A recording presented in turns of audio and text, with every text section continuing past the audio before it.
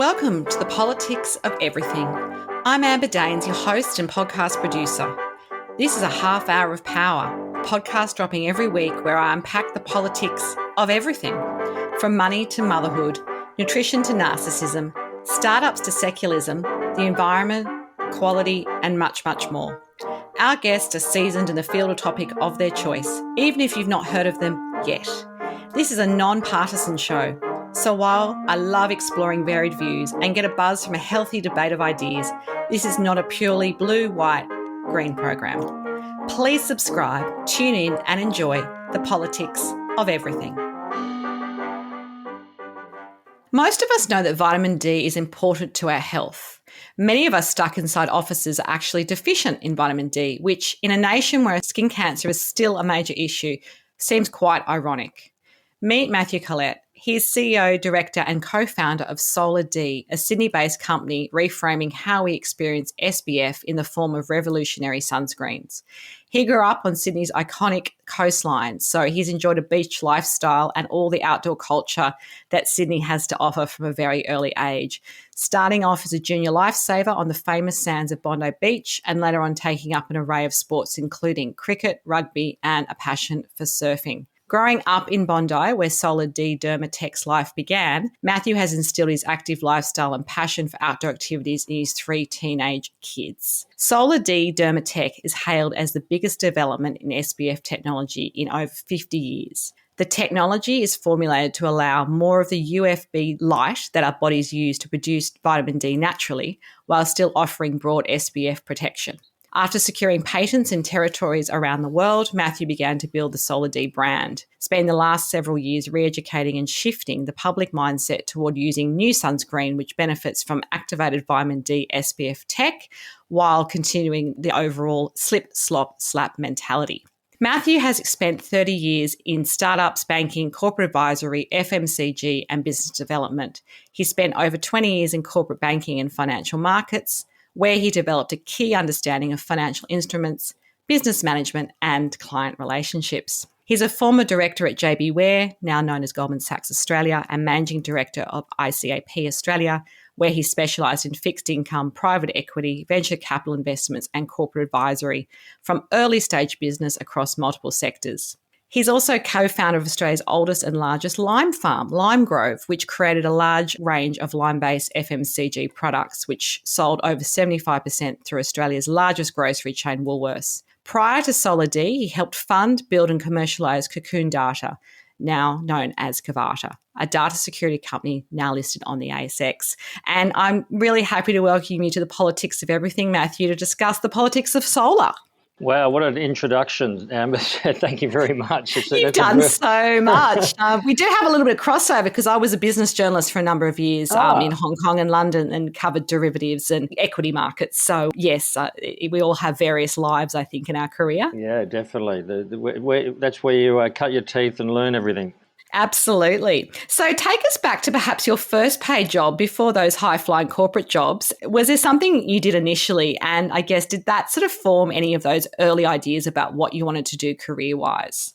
My first job, it didn't form much of what I was going to do next. It gave me a huge respect for earning money and respecting money. So I was probably about 14, and my brother-in-law owned a very successful and pretty well-known grass ski park in Sydney, which was in Moore Park, and some of your listeners may have grown up going I do there. Remember that.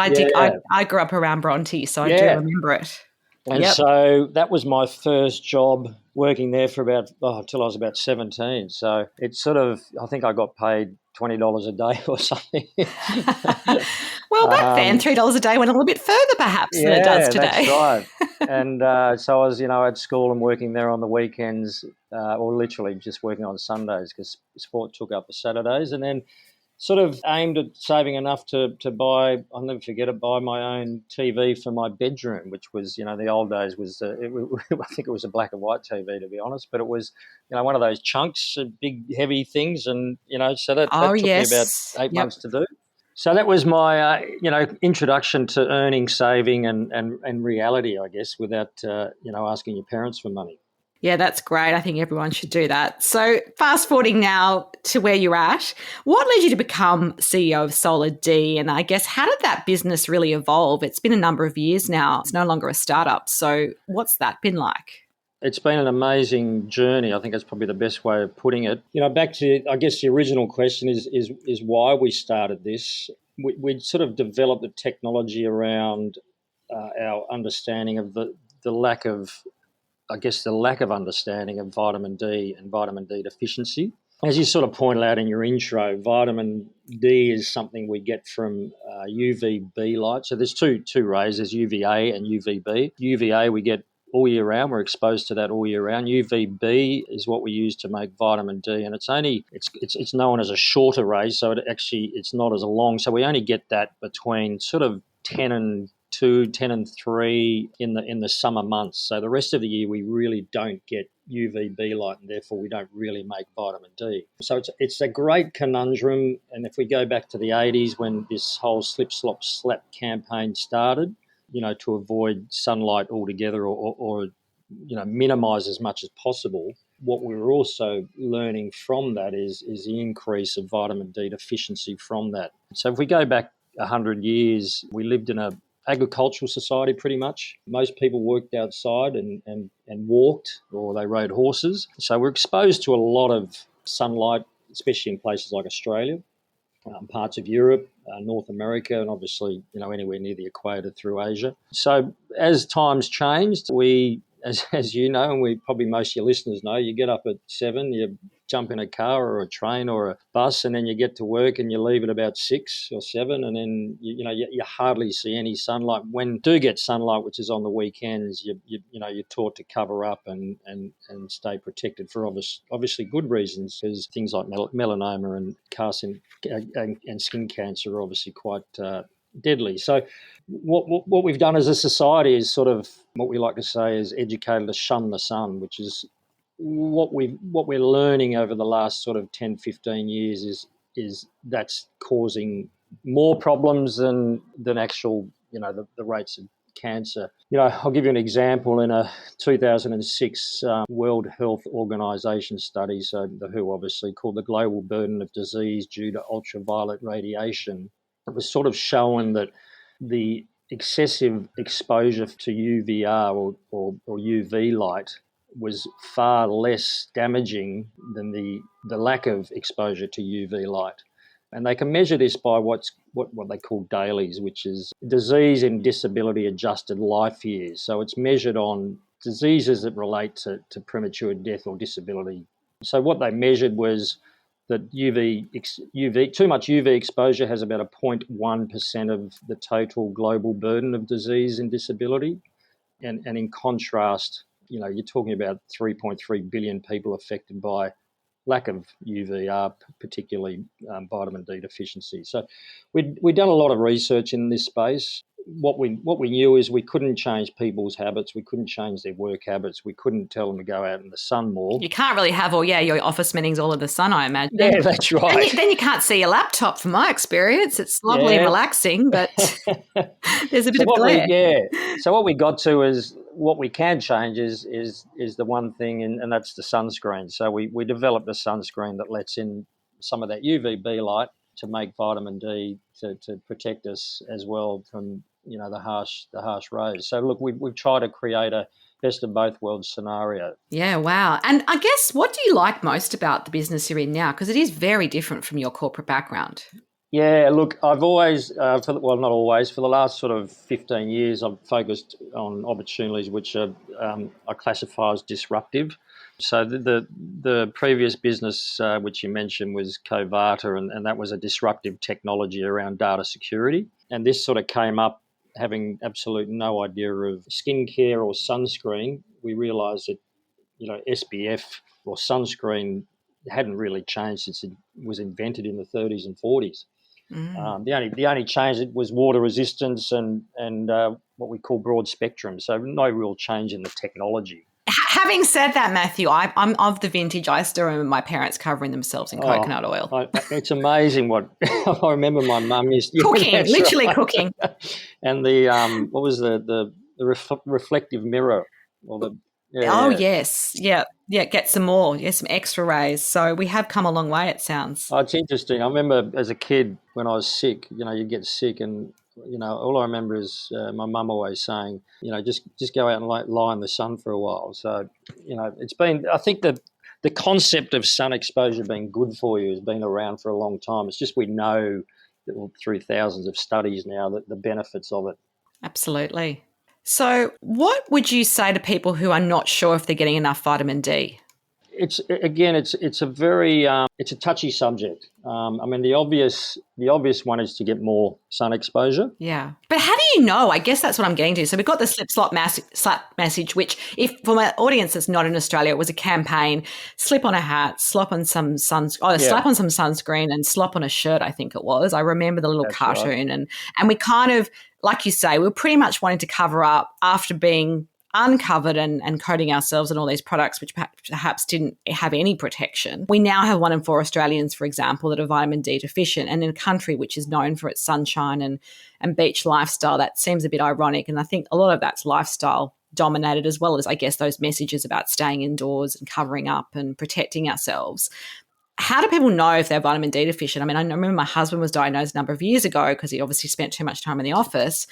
And it's only because he went to a doctor for a general checkup. And most of us don't really know that we are, I imagine. That is, yeah, 100% true. It's usually a doctor checkup and you're doing a number of things, or you've been crook for a while, or you actually do have a serious disease. So most of us don't realise it. Like I said, it's usually in the winter and colder months where you really get affected. So things to keep an eye on are sort of over a longer period of time, not just sort of 1 day or 2 days, but probably more weeks or months, is mood. So if it does affect your mood, not being vitamin D Mm. deficient. So it's heavily related to depression, vitamin D deficiency. Being down physically as well, so sort of just lethargic can be related to vitamin D deficiency. And like I said, and then there's some other sort of much bigger serious health issues. Even a lot of cancers are related. Well, there's a connection to vitamin D deficiency. So it's one of those things that whenever you do go to the doctor and you do have a blood test, you should always ask the doctor for a vitamin D test because it's easily added to the existing blood test you're having. So it's a simple tick of the box for most places around the world now. Yeah, absolutely. So how do we safely use sunscreen and still keep producing, I guess, a natural level of vitamin D? It sounds like that's really what your particular line of products addresses. And I guess, we've discussed why it's important, but how does that really work? Firstly, so normal sunscreen's always been developed to basically block out as much as possible of both UVA and UVB. So that's what broad spectrum sunscreen does. Very, very rarely does it block out 100%. So you're talking, say for an example, an SPF 50 blocks out between sort of 98 and 99%. So what in theory, you're still getting some vitamin D, but you're just reducing it by 99%. So it's quite a heavy reduction. So when you make a sunscreen, you make that formulation out of active ingredients, which are the ones that actually block the sunlight. And there's also what they call inactive or preservatives, which is sort of the rest of the cream, which could, pretty much like a cosmetic. So a lot of it's water actually. So Yes. the active ingredients are the important ones. So they're the ones, there's about 25 you can use to make a sunscreen. One of the more popular ones, or well-known one, is zinc, for instance. So that's become a very popular sunscreen, but that reflects pretty much almost 100% of the sunlight. So what the chemicals, sun's ingredients do is absorb sunlight. So we can play with those chemical ingredients to play with the absorption. So we use ingredients to block out roughly 99% of the UVA, but we're letting Mm-hmm. in 3, 4, sometimes 5% of the UVB. Where the juggling act is where we've got to be careful. Although, like I said, the UVA light is a stronger and probably more carcinogenic ray, the UVB is responsible for us producing vitamin D, but it is carcinogenic. So we don't want to let too much of that in.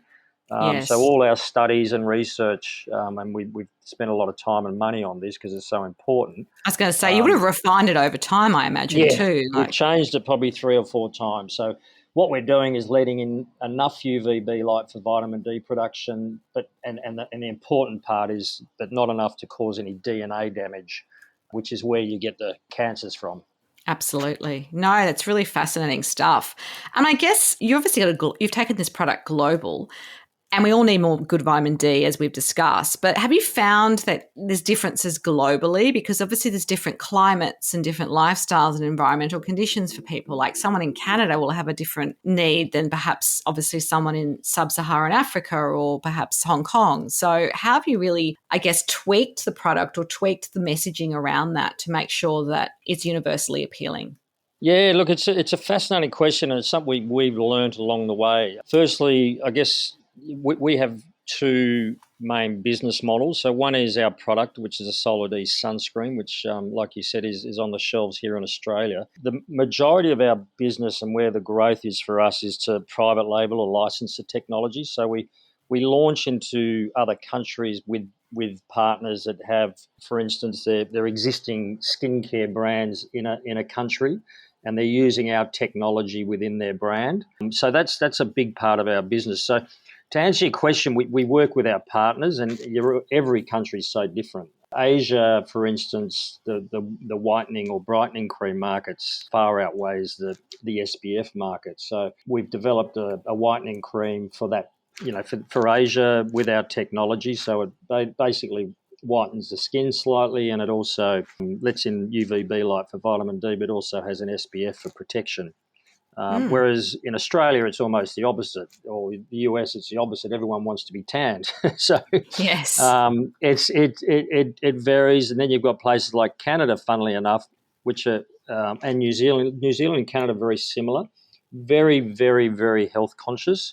So that the vitamin D angle is such a massive interest in places like that. Northern Europe, up in Norway, believe it or not. So there's places that we're talking to that you just wouldn't think would apply sunscreen at all. That there's a big market for it. Absolutely. So just changing tack a little bit, I'm always a believer that, no one's sort of got through their career and their business life without some great mentors. Are there one or two that stand out, and why do they have such an impact in your life and career? Yeah, look, it's an interesting question. There's been, obviously, I think like all of us, there's always a number of mentors, and some of those mentors might not even be people you know. They're just great role models and leaders. A few of those, but funnily enough, or strangely enough, sort of my biggest mentor growing up would have been my mother, believe it or not. So I was one of five kids, so mum and dad were fairly busy. We Can't imagine. I've only got two, and that's plenty. yeah, and dad sort of ran the family business, and mum worked in the business. We sort of started, or they started the live export into Saudi Arabia many moons ago. So, I digress a little bit, but so mum, and then she sort of branched out and worked in the local council area here, and then ended up becoming sort of one of the first mayors of Australia, I think New South Wales. So, she taught me work ethic, sort of never give up attitude. And, if you put your mind to something, you can always do it. I've got a great adage and a sort of belief in this business, because we've been going since 2014, and you have like any business, and anyone that's, understood how to start a business or worked with one or known someone, it's a rocky road. It's very, very tough. And my attitude is if you don't quit, you don't fail. That's right. So I probably learned that from my mother, and she was a great mentor.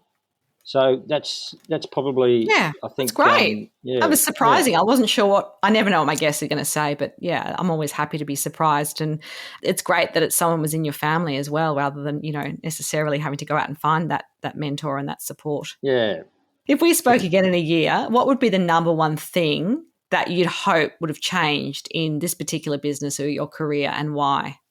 Yeah, look, I think as mentioned, moving away from the product and focusing on the technology. So look, we see our business in a year and maybe a bit longer than a year, because we talk to very large institutions, that the turnaround times are sometimes a year or longer, due diligence processes and decision-making processes. So in a year or so, we really want to be known as a technology player rather than a sunscreen player. So our aim is to build that. We sort of modelled our business off the Intel model. Yes. We want to be the Intel of pretty much any SPF on the shelf, really, whether it's a sunscreen or a luxury brand. So that's where we sort of envisage ourselves to be. Excellent. And a final takeaway message for us on the politics of solar.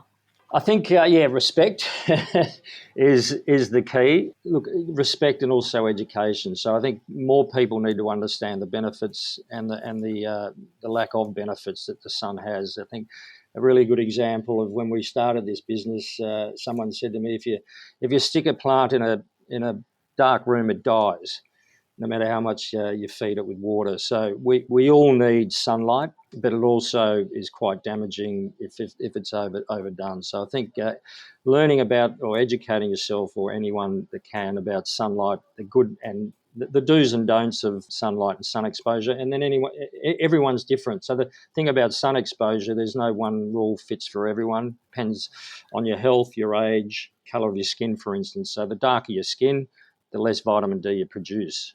If you're a very pale Caucasian, you can spend 10 minutes in the sun and produce as much vitamin D as someone who's dark skinned would do in 2 hours. Yeah, absolutely. So that's, I think that's probably the biggest takeaway. I think the more of us that are educated about sunlight, the better. Absolutely. Well, it's been a pleasure to have you on today, Matthew. If you do want to connect further with Mathew Collett and Solar D, there will be some links on the show notes. Until next time, take care. Thanks so much for listening today. If you've enjoyed the politics of everything, I thrive on your feedback. So please add a short review and share the podcast with your network through Apple, Spotify, and all the usual suspects. I'm always on the hunt for new and diverse guests, so if you or someone you know has a fresh idea you're busting to get out there, please email me at amber@amberdanes.com and my crew will get back to you very soon.